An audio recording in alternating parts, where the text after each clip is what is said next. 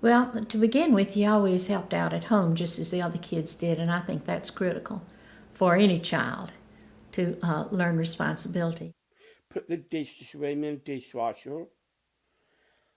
I helped my mom get some groceries. I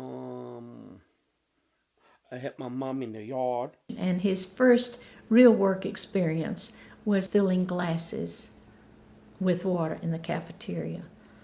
That didn't work. One day he sneezed. He has pretty dramatic sneezes. Anyone else, they would have said, you can't do that around here. Go clean out those glasses and come back. But for Billy, he was fired. And we realized that they really didn't want him there anyway.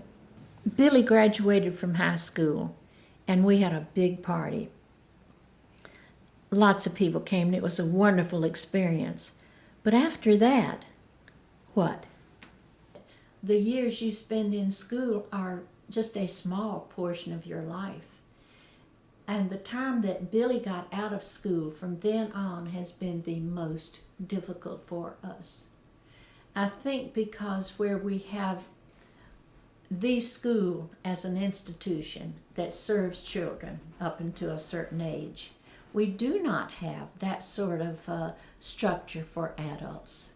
And I realized at that time that although people in my generation had fought hard to get classes for our kids and to get all of the kids with disabilities into public schools, there was nothing that came after.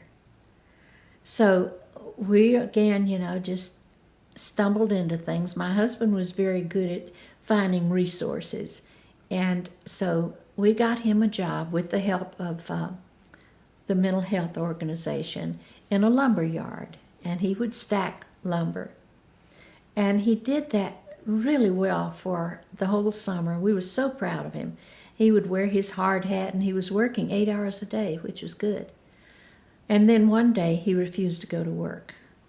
And we tried and tried to find out what was going on, and he simply could not tell us.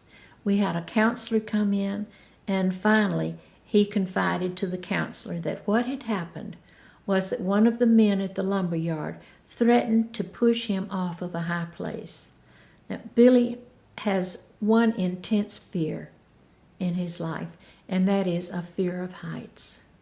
Many children, many adults with Down syndrome have this, and I think it's a space disorientation. When he gets high where he can't visualize where he is and feel comfortable, he really panics. So for someone to threaten to push him off a high place was pretty phenomenal. The man also told him that if he told anybody, he would beat him up. So of course Billy didn't tell us, But when we finally found out, we realized a couple of things. We realized, first of all, that he did not have the background to go into competitive employment at that time. I work in a library where I work. At one point, I found that there was an opening in the library, and they even specified that it would be a good job for someone with a handicap to do. So the sheltered workshop did the training. I put strips in the books. I was taking him over to personnel. He had to go through all of the employment things, to get the job. And on the way over, he said to one of my peers, she said to him, well, I hope you get the job. And he said, oh, I will. She take a book and put strips in it. If you do not check your book, you're going to get beep. That was a good job, and he did it well, and they appreciated him. He had his own desk, and he worked with some people who are still his friends. In fact, they came up to see us after we moved away from there. And leaving there was really hard for him to do.